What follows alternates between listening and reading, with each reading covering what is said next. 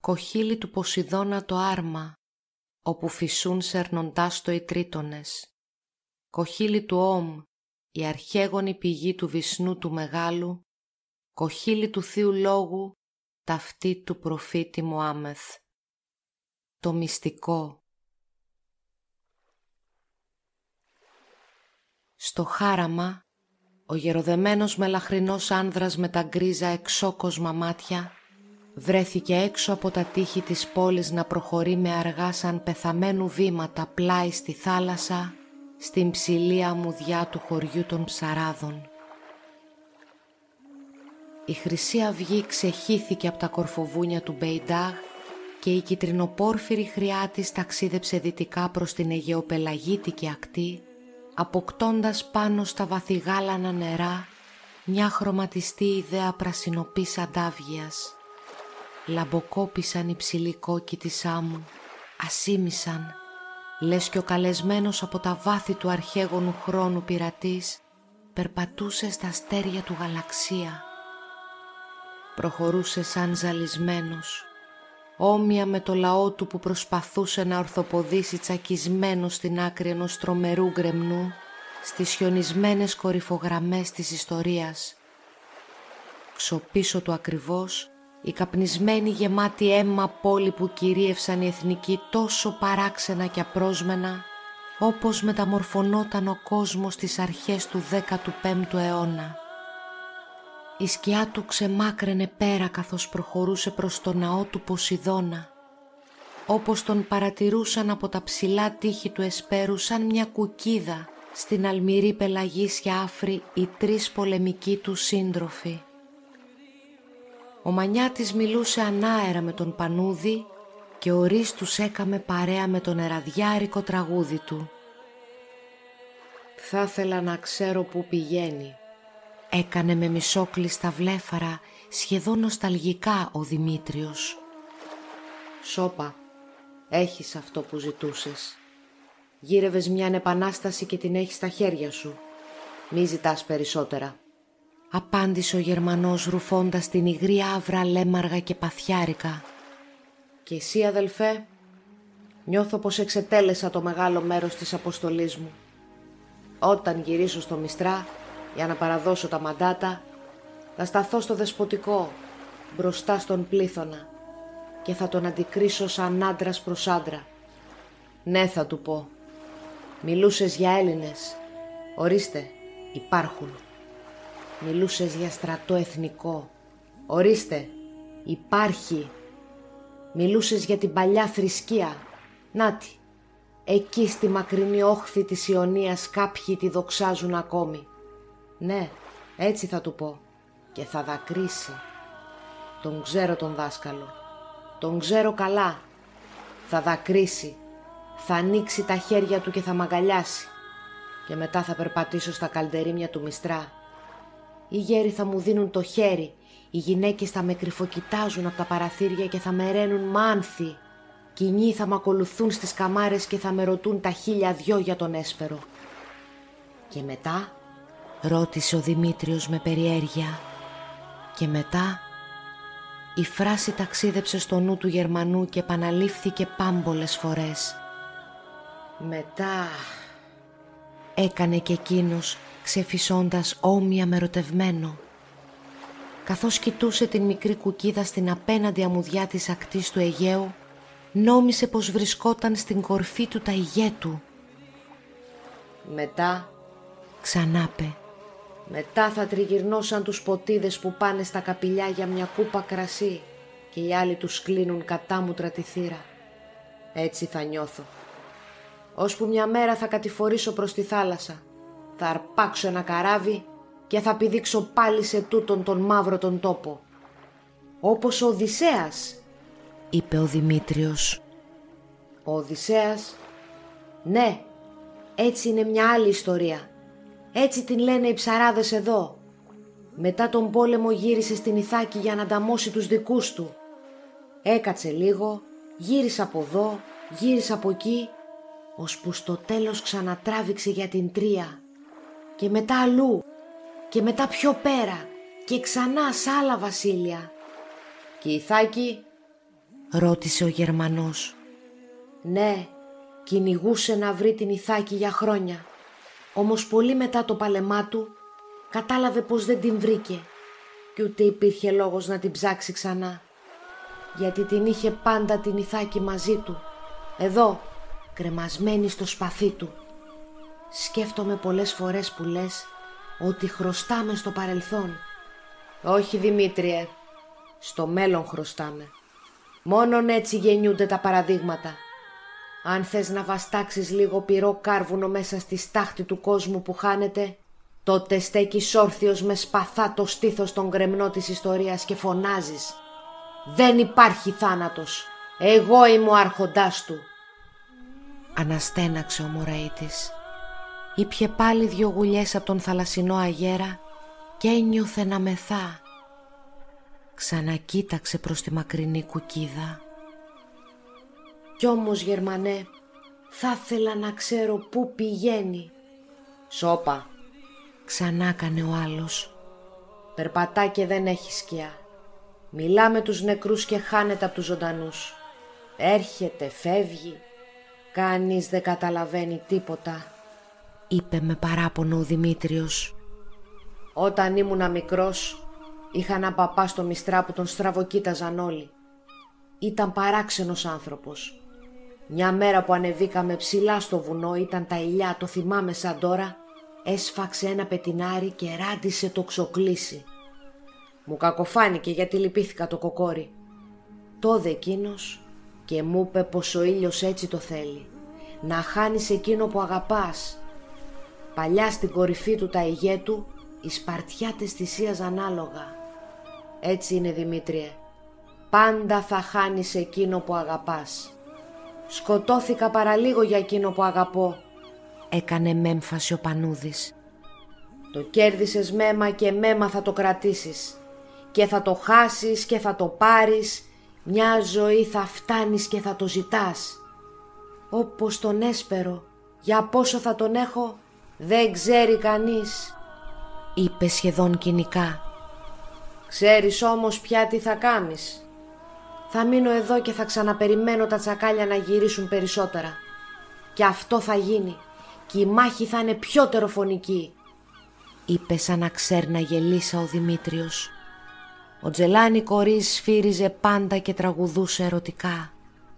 Σώπασαν για λίγο και γύρισαν όλοι να κοιτούν προς την μικρή μαυριδερή κουκίδα που τραβούσε ακόμη μακρύτερα και βαθιά. Έλαμπε τώρα ο ήλιος καθώς ξεμύτησε ολόκληρος από το βουνό. Ο πάτης ολόδροσος ανατρίχιασε τα σκισμένα από τη μάχη κορμιά τους. Η ποτισμένη από την ολονύκτια βροχή γη ανέδει αμυδρά κύματα ατμού προς τις πονηρές ηλιαχτίδες. Τα πόδια τους κρέμονταν από τα ψηλά τυχιά προς τα κάτω σαν των μικρών παιδιών που σκαρφάλωσαν στο κάστρο και προκαλούσαν τον ατάλο να σταθούν κοντύτερα τον κίνδυνο. «Κοίτα», έδειξε ο Δημήτριος προς την αμμουδιά του χωριού. Μια δεύτερη κουκίδα ξεδιάλυνε από τα βάθη της ακτογραμμής. Ένα άλλο μικρό σημαδάκι φαινόταν τώρα να ξεχωρίζει ακόμη πιο πέρα από το σημάδι του άντρα που παρακολουθούσαν απόρα. Είχε κατεύθυνση προς την πρώτη κουκίδα σαν να προσπαθούσε να τη φτάσει και να την πιάσει. Μα εκείνη δεν την απέφευγε. Προχωρούσε ολόησα κατά πάνω της διατηρώντας την ευθεία της πορεία σταθερή και απαράλλαχτη. «Γερμανέ!» έκαμε ο Πανούδης συγχυσμένος και σηκώθηκε ορθός. Η δεύτερη περίεργη κουκίδα προχωρούσε σίγουρα πιο γρήγορα από την πρώτη, μειώνοντας φανερά τις αποστάσεις. «Γερμανέ!» Ο Χρυσόπουλος τον έπιασε από τους ώμους και τον τράβηξε πάλι προς τα κάτω με τρόπο πυθύνιο και φυσιχαστικό. «Ησύχασε», του είπε με σιγουριά. «Μα, Γερμανέ, πρέπει να πάμε. Κάποιος ορμά κατά πάνω του». «Έκαμε ό,τι του ζήτησες και με το παραπάνω. Άσε τον τώρα ήσυχο στα μυστικά του. Αυτός ξέρει καλύτερα από μας». «Θέλω να μάθω τι θα του συμβεί, για πού ξεμακραίνει», είπε ο Δημήτριος με αγωνία. «Για πού ξεμακραίνει», είπε κάπως άψυχα ο Ρης, που μίλησε για πρώτη φορά. «Για την κοιλιά του ψαριού βέβαια», ξανά κάνε το ίδιο άτονα. Ο Γερμανός συγκράτησε χαμογελώντας στοικά τον νεαρό συμπολεμιστή του και αφέθηκε μαζί του να κοιτά την αιγαιοπελαγίτικη γαλινάδα. Λαμπύριζαν οι μύργοι κόκκι της άμμου σαν μικρά ξωτικά που τα σήκωνε ο αέρας της θάλασσας. Κι η ολόδρουση άβρα κοιμάτισε παιχνιδιάρικα τα μακριά τους μαλλιά, σαν να τους χάριζε ένα πονηρό μήνυμα από τα ανεξερεύνητα βάθη των ουρανών. «Κανείς δεν μπορεί, μικρέ μου φίλε, να ξέβρει τους ορισμούς των θεών. Κανείς», είπε, κι ο Μπάτης ταξίδεψε και έσβησε τη λαλιά του πάνω στα πορφυρά λάβαρα με τους δικέφαλους αετούς που ξεδιπλώθηκαν τρομαγμένοι. Ο Ρης είχε πιάσει τώρα ένα ερωτιάρικο τραγούδι για μια κόρη από την πόλη που μιλούσε στα πουλιά του Βοσπόρου τον καημό της. Η μακρινή κουκίδα πλησίαζε περισσότερο. Σιγά σιγά μεγάλωσε κι άλλο. Άρχισε να αποκτά την απόχρωση της όψιμης τάχτης, καθώς το ασαφές της περίγραμμα ηρύδιζε χαμένο το ίδιο και εμφανιζόμενο με διαρκείς εναλλαγές παράξενων ακαθόριστων σχημάτων. Εν τέλει, εκείνο το ακανθωτό περίγραμμα σταμάτησε να τρεμοπαίζει και η θολερή σκιά μετατράπηκε σε μια πιο καθαρή εικόνα ενός έφυπου άνδρα που ρίχνε το άτι του σε έναν παράλληλο με την ακτή καλπασμό στην υγρή αμμουδιά. Ο Μάριου Νάνκουρτ σήκωσε αδιάφορα το βλέμμα του προς αυτήν και ξεχώρισε με την κόγχη του ματιού του ένα-ένα τα διακριτικά της σημεία.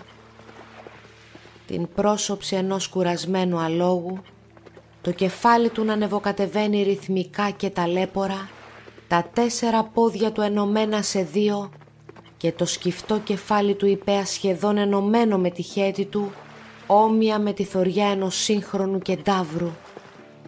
Πλησίασε προς το ναό του Ποσειδώνα με τα γκρεμισμένα και ονόκρανα και έβρεξε τις μπότες του στη ρηχή κύμαντη θάλασσα.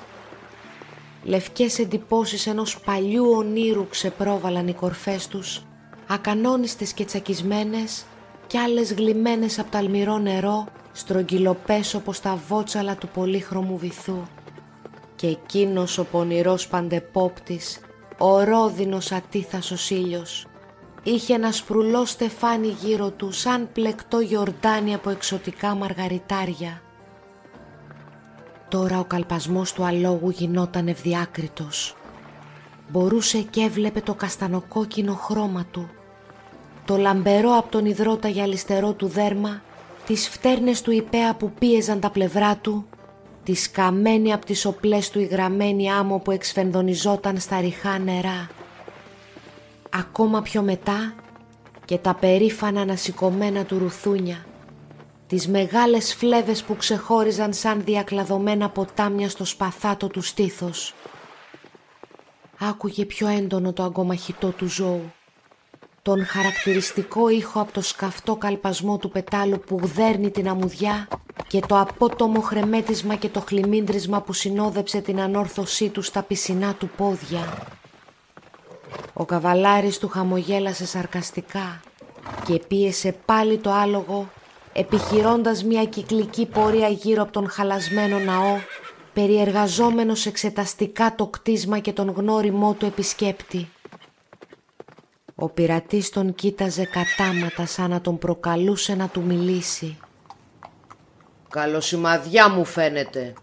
Έφτιαξε ο καιρός, έτσι δεν είναι?» Έτριξε η φωνή του καθώς γυρόφερνε τα μάρμαρα. «Πάντα βασιλεύει καλοσύνη στη θάλασσα πριν ξεσπάσει τρικυμία», απάντησε ξερά ο Μάριου Νάνκουρτ και ξεκούμπωσε το λευκό καταφαγωμένο του ένδυμα. Σκουροκόκκινες βαθιές χαρακές αυλάκωναν το σκαμμένο του δέρμα που αναζήτησε άπλιστα την επικούρια ζέση του αιμοπότη ηλίου. «Πόσο βέβαιος ήμουν ότι θα σε έβρισκα εδώ πέρα», έκανε ο καβαλάρης και συνέχισε την πορεία του τσαλαβουτώντας το νερό και κυκλώνοντας τα φαγωμένα και ονόκρανα. «Τόσο όσο πως τα μαντάμονες μετά από μισή ζωή?» ρώτησε πικρόχολα ο πειρατής. Παράξενη που είναι η ζωή, μπρε. Παράξενη. Ένα χαμίνι, ένα μπάσταρδο γενιτσαράκι με τόνα χέρι κουλό και λιψό, και μετά η πόλη, ο πλούτος. Απ! Έκανε με το χέρι του μια χαρακτηριστική κίνηση αφανισμού. Λες κι άνοιξε η γη και τα κατάπιε όλα σε μια στιγμή. Το άλογο έκλεινε τον κύκλο του και σταματούσε αργά 2-3 οριές μακριά από τον Ομάρ. Μπάσταρδος ένας Έλληνας και καθαρός ένας Γκαρέμπτα. Θράσος που το έχεις, μωρέ Μουχτάρ. Όπως και να έχει, χαίρομαι που σε βλέπω, Ομάρ. Και να μη σου φαίνεται περίεργο. Βλέπεις, είμαι σίγουρος πως έχεις εκείνο που πρέπει να αποκτήσω. Και εσύ σαν καλός παλιός φίλος σίγουρα θα μου το δώσεις. Χαμογέλασε αηδιαστικά. Τέτοιο ηθικό. Έκανε τάχα έκπληκτος ο Έλληνας. Η πόλη σου κάηκε. Ο μαχαλάς σου γκρεμίστηκε. Το συνάφι σου ξεπαστρεύτηκε. Οι πιο διαβολεμένοι σου εχθροί κυβερνούνε τον έσπερο. Και εσύ με το χαμόγελο στο στόμα. Τέτοιο ηθικό δεν το περίμενα, ξέρεις. Το κοχύλι, Ομάρ, το κοχύλι. Μόλις το πάρω θα ταξιδέψω για την Ατάλια και μετά θα περάσω στο μαχαλά των Οβραίων στη Ρόδο. Με ένα καράβι των Ιωαννιτών θα μπαρκάρω για την Νάπολη και από εκεί γραμμή για το Βατικανό. Για αυτού ιερό της, ο ίδιος ο Πάπας της Ρώμης θα με υποδεχτεί στον Άγιο Πέτρο. Οι σωματοφυλακές του θα συνοδεύσουν το διάβα μου. Παρατήρησε με πονηρό συνωμοτικό ύφος. Θα γονατίσω ευλαβικά στα ιερά λείψανα της χριστιανοσύνης. Έκανε με μια θεατρινίστικη χειρονομία. Και θα αποσυρθώ στα ενδότερα των μυστικών δωμάτων της Αποστολικής Βιβλιοθήκης, όπου με τον αγαπητό μου Πάπα θα συζητήσω τα περί οικονομικής μου αποκαταστάσεως και πολιτικής μου χρησιμότητος. Το ύφος του ήταν κοροϊδευτικό και χυδαίο. Ηλίθιε Μουχτάρ, πόσο έκδηλη είναι πάνω σου η ματαιοδοξία της φυλής σου. Τον διέκοψε ο Ομάρ. Λες και δεν ξέρω πως ο Πάπας Ιωάννης είναι Οβραίος και Σιμωνίτης, καημένε. Κι αν σου λέγα πως ταξίδεψα από την Νάπολη ως έμιστος του βενετικού πληρώματος, ρώτησε με τραχιά φωνή από ατσάλι. Το ίδιο θα μου έκανε. Έκανε κάπως ταραγμένος ο Γκαρέμπτα. Αυτό που έχει σημασία είναι πως το μαγικό κοχύλι του μουφτί Αμπτούλ Αλχαμέτ θα πάει στο Βατικανό και ο Πάπας θα το χρησιμοποιήσει για τους σκοπούς του. Είναι το τελευταίο αντικείμενο που λείπει για να συμπληρώσει την ιερή συλλογή της στοάς. Και αυτό δεν αλλάζει με τίποτα. Έφρυξε και κέντησε τα πλευρά του αλόγου του για να χυμίξει. Ο Μάριουνάν κουρτεύτησε μια βρισιά και έφερε την πάλα του να χαϊδέψει τα παχιά του μουστάκια προτού ξεχυθεί κατά πάνω του. Κάνεις λάθος, Ιωσέφ Μουχτάρα, λαΐμπεϊ του υπηκού των φαντασμάτων. Το κοχύλι του μουφτί ανήκε πρώτα σε τούτον το ναό που βρισκόμαστε τώρα και εδώ θα μείνει για πάντα, όσο κι αν το κενό σου κεφάλι αρνείται να το πιστέψει. Το χτύπημα ήταν βαρύ και δυνατό, αν και όχι ιδιαίτερα γρήγορο. Το χατζάρι του Γκαρέμπτα εναντιώθηκε στην κίνησή του και πρόλαβε να μηνθεί. Ο ήχος ξεπήδησε ξερός, και αυτό γιατί ο Ομάρ δεν άφησε να παραταθεί ο θόρυβος της σύγκρουσης των σπαθιών, μόνο τράβηξε αμέσως προς τα πίσω τη λόγχη του για να ξαναρριχτεί σαν φωνική σαΐτα. Πότε πρόλαβες να γιάνεις απ' τη μαχαιριά, Ρωμιόσκυλο? Έπρεπε να έχεις ψοφήσει πάνω στα βρωμοσόκακα του Χάσιο Ρεμ. Φώναξε ο τουρκοβριός και με μια έξυπνη υποστροφή ξαναβρήκε το μέτωπο προς τον πειρατή και κάλπασε εναντίον του. Φαίνεται πως τα Ρωμιόσκυλα έχουν πολλές ζωές, έτσι Μουχτάρ? Το κοχύλι, αναθεματισμένε, το κοχύλι! Ούρλιαξε ο Γκαρέμπτα και έσκυψε κατεβάζοντας το γυριστό του χαντζάρι για να διαγράψει ένα ημικύκλιο στον αέρα που ήχησε όμοια με το σκίσιμο του μεταξιού. Το δόρι του Λογκίνου, το Άγιο Δισκοπότηρο, τώρα και το κοχύλι του Ποσειδώνα. Μαζεύεται, μαζεύεται, μαζεύεται. Μια ζωή μαζεύεται. Αιώνες τώρα συλλέγετε πλούτο και πετράδια σαν τις ανόητες σκίσες. Πουλάτε και αγοράζετε συνειδήσεις. Πιστώνετε τους βασιλείς και βασιλεύετε τις πίστης τους. Μα οι περισσότεροι από εσάς δεν ξέρετε πως να κρατάτε ένα σπαθί. Κάχασε ο Μάρ ειρωνικά. Θα κυβερνήσουμε τον κόσμο, σύρηξε η φωνή του Οβραίου. Θα μαζέψουμε τα πάντα. Ξέχασες το μαύρο και το λευκό από τους ιερούς λίθους της Καάμπα στη Μέκα, τα αστέρι των Δερβισών, τις κρύπτες των Λάμα και τόσα άλλα. Κάθε τι ακριβό και ανεκτήμητο θα φτάσει στα χέρια μας. Θα αγοράσουμε τη γη, θα τρυπώσουμε σ' όλες τις θρησκείες και θα οργώσουμε τους λαούς με το ινί του Γιαχωβά. Όλα τα σύμβολα θα υπηρετούν τις δυνάμεις και τα συμφέροντά μας. Ο Μάρ πήδηξε πάνω στη σέλα και το ζώο τρομαγμένο τράβηξε το λαιμό του. Τα γκέμια ξέφυγαν από το χέρι του Μουχτάρ και ο ίδιος έπεσε απότομα πάνω στην άμμο, άτσαλα και νευρικά. Το άλογο αφηνίασε και κάλπασε ακατανόητα προς το νερό. Άρχισε να κολυμπά μες στη θάλασσα σε μια ανεξήγητη και απρόβλεπτη πορεία προς τα σκουρογάλανα βάθη.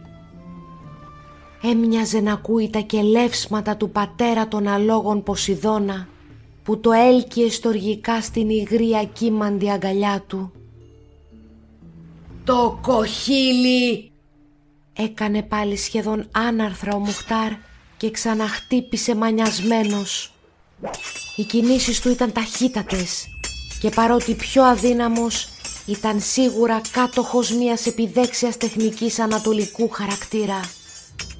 Εξακολουθούσε να εναντιώνεται στον Ομάρ, επιδιώκοντας την κρούση των σπαθιών που θα πεδείκνει όπως και στην προηγούμενη τους μονομαχία την ακριβή του λάμα ανώτερη του σπαθιού του αλόκου του αντιπάλου του. Από απόψεως τεχνοτροπίας η μονομαχία έμοιαζε με τη μάχη ενός γοργοκίνητου Άραβα και ενός αψί σταυροφόρου. «Τα σύμβολα, Έλληνα, τα σύμβολα! Θα δοξάζετε τα σύμβολά σας, αλλά θα υπηρετείτε εμάς. Οι στοές της γνώσης και του μυστηρίου θα υπακούν στις προσταγές μας. Μια τεράστια συλλογή αποκρυφιστικών αντικειμένων θα δελεάσει τους φιλοσόφους και τους ερευνητές της χαμένης γνώσης. Βασιλιάδες και στρατιωτικοί θα σέρνονται στα πόδια μας. Λαοί και φυλές θα υπηρετήσουν τους εκλεκτούς του Ιαχωβά, τους γιους του Ισραήλ. Οι αρχαίες πηγές αναφέρουν πως εκείνοι που θα συλλέξουν τα μυστικά σύμβολα των ανθρώπων, των θεών και των γιγάντων κάποτε θα κυβερνήσουν. Οι άνθρωποι δεν ξέρουν σε τι πιστεύουν. Μαγνητίζονται από αυτά τα σύμβολα των ανωτέρων δαιμόνων και ακολουθούν νομίζοντας πως έφτασαν κοντά στο Θεό.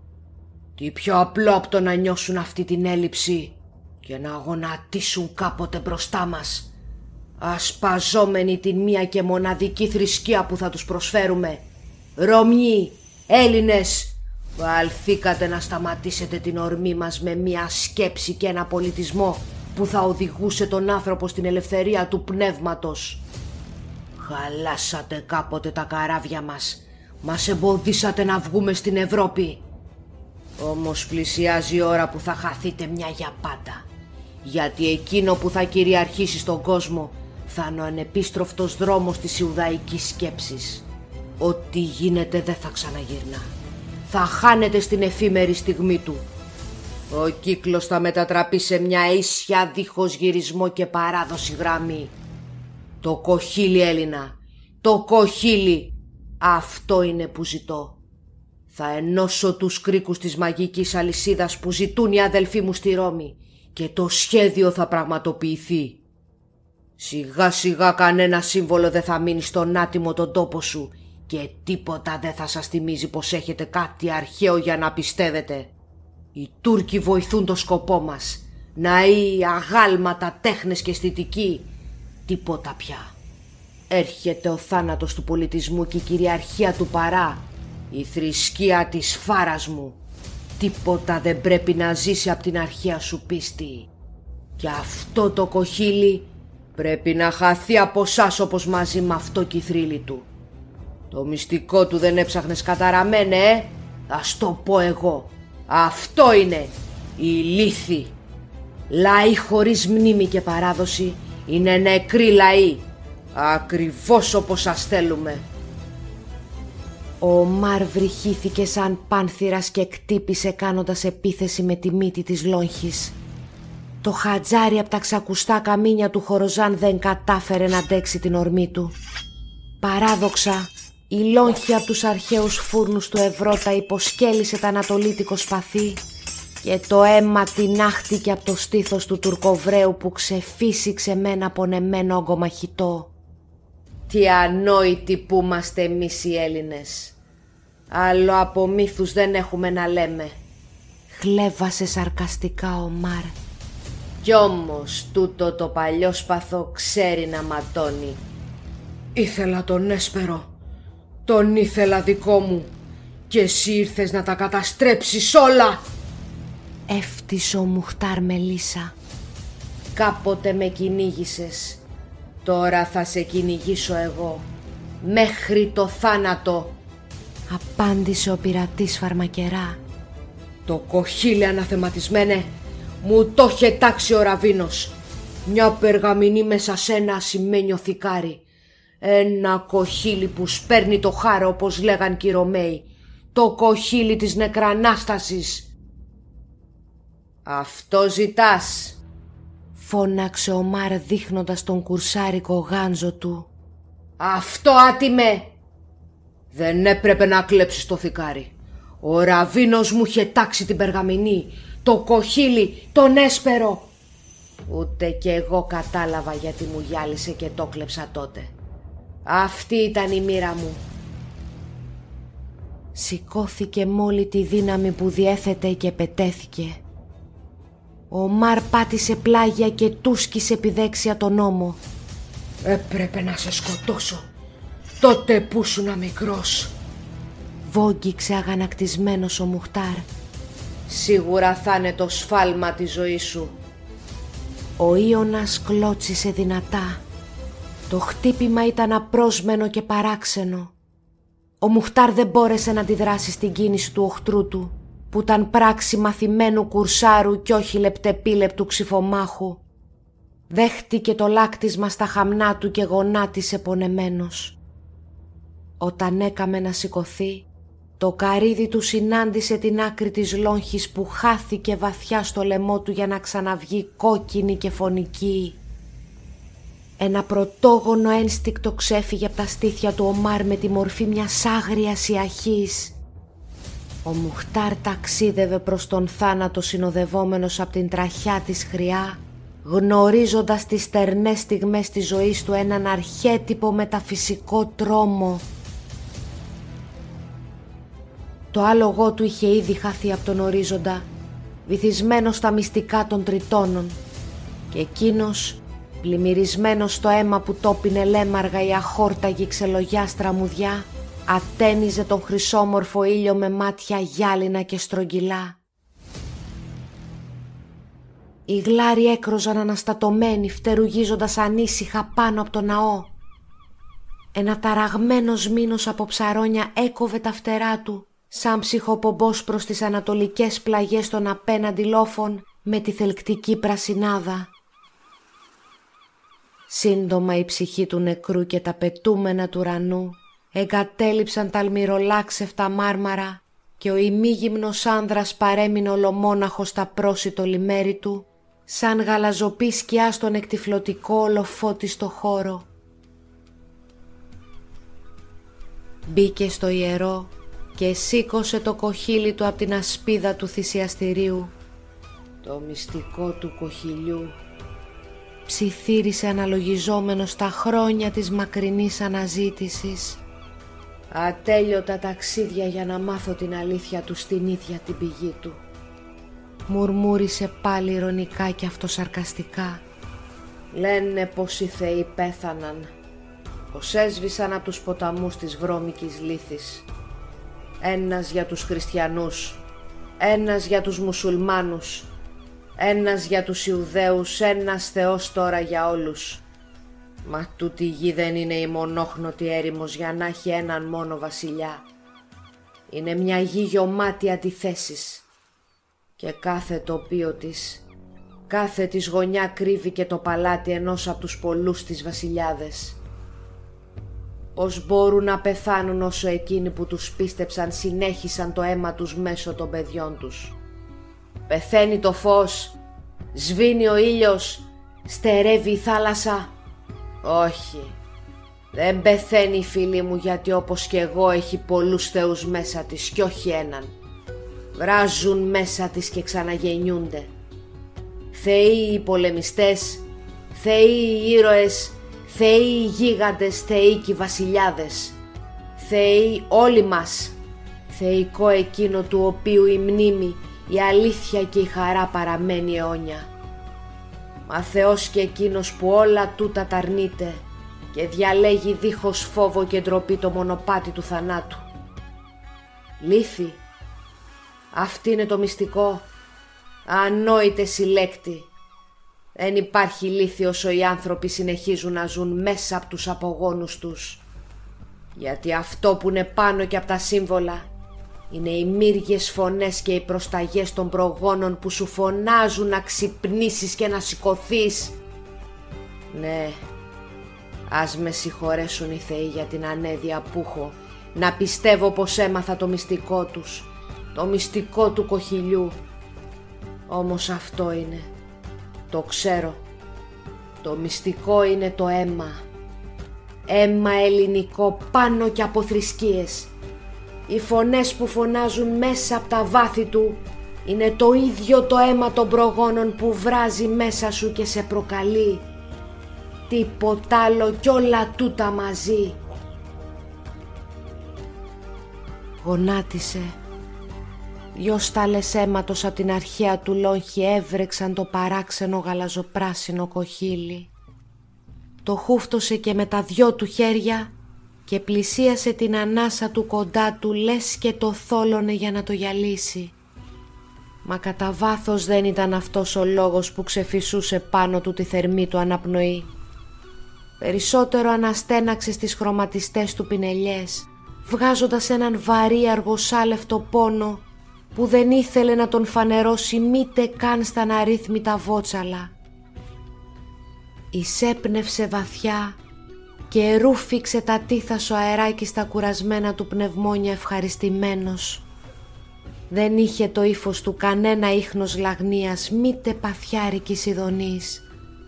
Απλά ικανοποιώνταν από το γδάρσιμο της ψυχής του που φέρνε εκείνος ο μακρόσυρτος αρχαίγονος πόνος, σαν να χαιρόταν για μια διαρκώς επαναλαμβανόμενη από τα βάθη των αιώνων συντριβή. Έπιασε την άκρη του κοχυλιού και φύσηξε μέσα του δυνατά και παρατεταμένα. Κείνο αντιλάλησε την πνοή του με ένα θλιμμένο βουητό, όμοιο με σιρτή παραπονιάρικη φωνή.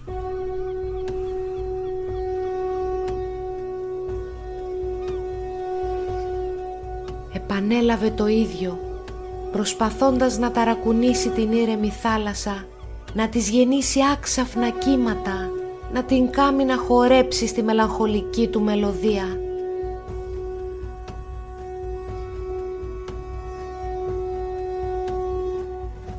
Δεν κατάφερε να πετύχει παρά έναν απαλό παφλασμό, σαν να πηδούσε πάνω από την επιφάνεια το πανέμορφο γαλανό χελιδονόψαρο. Έπειτα κι άλλον.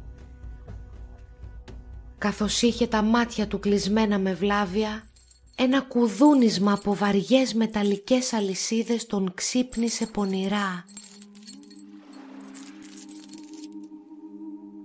«Ακούς πια τους οδερμούς του κοχυλιού καλύτερα και από ό,τι περίμενα», έκανε καθάρια η κρυστάλλινη φωνή του ξανθογάλανου άνδρα με τον βρεγμένο από το νερό ολοπόρφυρο χιτώνα. Ο Μάριου Νάνκουρτ προτίμησε να σιωπήσει. «Έλα», τούγνεψε με το μαλακό του χέρι. «Έλα», του ξαναψιθύρισε μαγικά με έναν τόνο ακατανίκητης υπνοτικής ομορφιάς. Ήταν μια εξαίσια φωνή που ηχούσε ωραιότερα και από το κελαριστό κύμα της λύρας του μουσιγέτη. Ο πειρατής τον κοιτούσε πάντα ασάλευτος, με ένα βλέμμα ταξιδεμένο και φευγαλαίο. «Λύκε, γε του κοχυλιού», ξανατραγούδισε γεμάτη κάλος η φωνή. «Η μοίρα σου σε καλεί στην αιώνια σου φωλιά, κόπιασε στην αγκαλιά της, θα ξαναχαθείς στο μυστικό του κοχυλιού και θα ξαναγεννηθείς, θα φύγεις πάλι και θα ξανάρθεις, αιώνια θα φεύγεις και θα έρχεσαι αθάνατος και νικητής. Έλα, ύπευσε το άρμα του Ποσειδώνα». Ο Μάρ γύρισε διστακτικό στη ματιά του πέρα προς τα μαυροκαπνισμένα τείχη του εσπέρου. Σκέπαζαν την πόλη όπου έζησε με πάθος τη λατρεία του αίματος όλη του τη νιώτη, την πόλη που γνώρισε τη νίκη των εθνικών σαν ένα κακόλογο αστείο πριν την αναμενόμενη επιστροφή των φωνερών φουσάτων της τουρκικής λέλαπας. Το όμορφο τ' όνειρο, τη λαμπρή ψευδαίσθηση, την ανέλπιστη σαν απατηλή ζωγραφιά νίκη, σαν το χαρούμενο ψέμα. Στέριωσε το κοχύλι στα αυτή του και αφού γκράστηκε τους οδυρμούς, είχαν καταλαγιάσει. Οι ψυχές ξεδίψασαν πνίγοντας την οργή τους και τώρα έφτανε η στιγμή του γυρισμού. «Έλα», ξανακελάιδισε η φωνή. «Έρωτας, πόθος, οργή, μίσος, χαρά και λύπη, ανθρώπινα συναισθήματα», καχάλισε σκεφτικός. «Πόνος και ευχαρίστηση, ιδανικά και οράματα, ειδονές και αποστροφή, σπαραγμοί, θνητές ρουφιξιές απ' τα σκή της ζωής. Πόσα ευτελή και θλιβερά συναισθήματα χάνω», μουρμούρισε με τη σιγουριά του αθάνατου. «Έλα, σε καλεί ο χρόνος», ξανάπε ο ξανθοπός άνδρας. «Ο χρόνος ένα παιδί είναι που παίζει κι αυτό με βότσαλα. Θα ρω πως θα παίξω τώρα κι εγώ», απάντησε στραβώνοντας τα χείλια του. Ξανακοίταξε τις μακρινές σκιές στο κάστρο του εσπέρου. Οι σύντροφοι του αργοσάλευαν αδιάφοροι στις επάλξεις με τα λάβαρα των δικέφαλων αετών, προσμένοντας γενναία το κέλευσμα του χάρου στο μέλλον. Χαμογέλασε ειρωνικά. «Έντι θέλω την αθανασία σου, μωρέ», έκανε προς το στιχιακό του κοχυλιού. «Βάστα τη για σένα, στην εχαρίζω». Αμέσως μετά σήκωσε το κοχύλι μπρος στην αόριστη ματιά του και αφού παρατήρησε με παιχνιδιάρικο ύφος το εσωτερικό του, σαν να χλέβαζε την αιωνιότητα, το πέταξε απότομα πάνω στο λευκομάρμαρο κιονόκρανο. Το γαλαζοπράσινο κέλυφος των αιώνων έσπασε, χωρίζοντας τις ζωηρόχρωμες αντάβγειές του στα διφάγα νερά. Παρατηρούσε με διαλεχτό για τους αθανάτους πόνο τα μικρά πολύχρωμα κομμάτια που χάνονταν στο βυθό, σαν να γλιστρούσαν από το χάραμα του χρόνου τα πιο παράδοξα μυστικά της ζωής. «Αιωνιότητα», είπε με ύφος χλευαστικό και αδιάφορο. Κι έτσι όπως χανόταν για πάντα η αθανασία, στα γκριζογάλανα μάτια του σχηματιζόταν η απόχρωση του θανάτου. Το ίδιο παράξενα όπως χαράκτηκε στα στραβωμένα γεμάτα θράσος του χείλη μια τέλειωτη παγερή ηρωνία. Στη στιγμή η μαρμαριγή της σκιάς του στιχιακού έσβησε σαν στερεμένο θιαφοκέρι και χάθηκε στην άφρη του πόντου.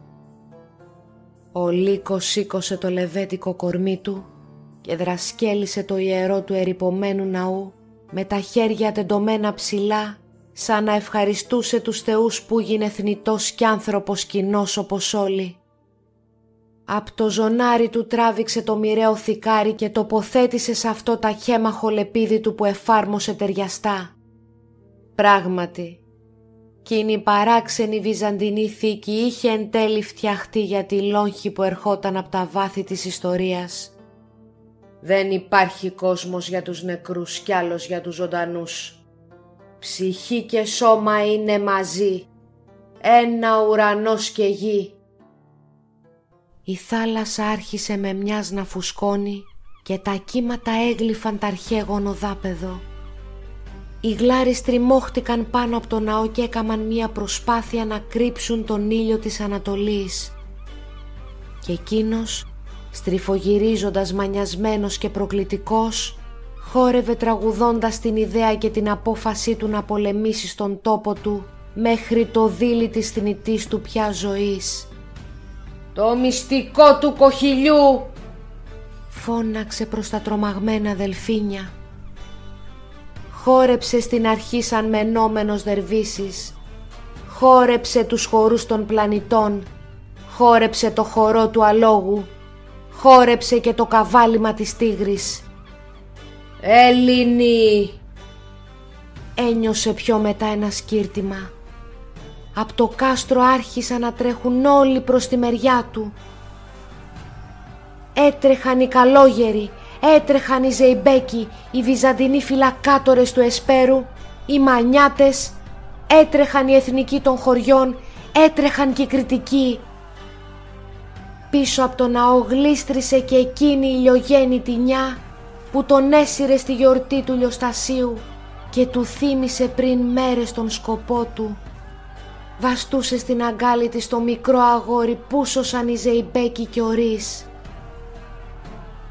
«Τούτη η γιορτή ήταν δική μου», επανέλαβε τα παλιά της λόγια ο Ομάρ και σταυροφίλησε το μικρό. «Απ' αυτό θα μεταγεννηθεί ένας μύθος».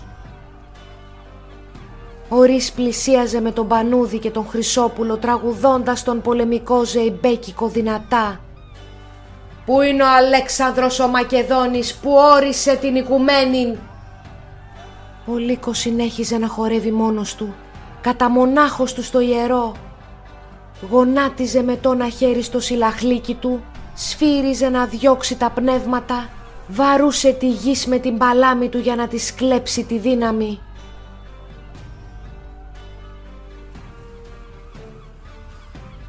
Τέλος, βγάζοντας μια ναφίσικη θεϊκή κραυγή, αναδιπλώθηκε και τίναξε τα πόδια ψηλά, χαράκωσε τον καρπό του με το λεπίδι του Λεωνίδα και πρόσφερε σπονδί αίματος στο θαλασσόλουστο Θεό. Χόρεψε εκείνον τον μενόμενο πυρίχιο σαν αρχαίος νεκροζώντανος Σπαρτιάτης.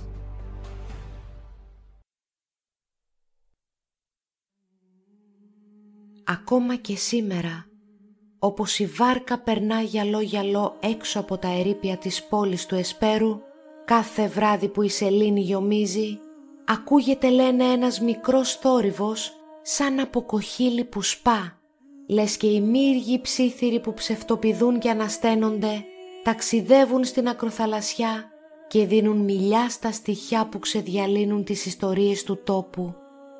Γιατί όπως ορμήνευαν οι γέροι πριν τον ξεριζωμό, ένας παράξενος δροσουλίτης ξεπηδά στην Πανσέλινο μέσα από τα φευγάτα κύματα της Μικρασίας και μια αστήρευτη αγριοπή μελωδία χύνεται στα βότσαλα που πλέκουν τα κιονόκρανα, όμοια με τον οδυρμό της αιώνιας ψυχής που διαλέγει τη μοίρα των θνητών από την αθανασία των θεών. Έτσι από έναν περίεργο εγωισμό, οι γοργόνες απότομα σταματούν να χορεύουν, γιατί φανερώνεται το μυστικό του κοχυλιού και οι τρίτονες βουτούν στα κατάβαθα της θάλασσας τρομαγμένοι. Ο θαλασσοπροφήτης Πρωτέας μεταμορφώνεται φοβισμένο σε δράκο και πνίγεται στην Άβυσσο με τους ναυτικούς. Και οι υπόλοιποι μάντις του πόντου κρύβονται δειλά πίσω από την άφρη της Αλμύρας. Τα στιχιά του κάστρου σέρνουν τα κοντάρια τους και τις περικνημίδες πίσω από τα τυχιά και οι νεράιδες της αμμουδιάς τρέχουν σκιαγμένες από τον άξαφνο θόρυβο. Γιατί από το ναό του Ποσειδώνα στο χωριό των Ψαράδων μέχρι και στα σκοτεινά παλάτια της Αμφιτρίτης ακούγεται μια μακρόσυρτη πολεμόχαρη ιαχή.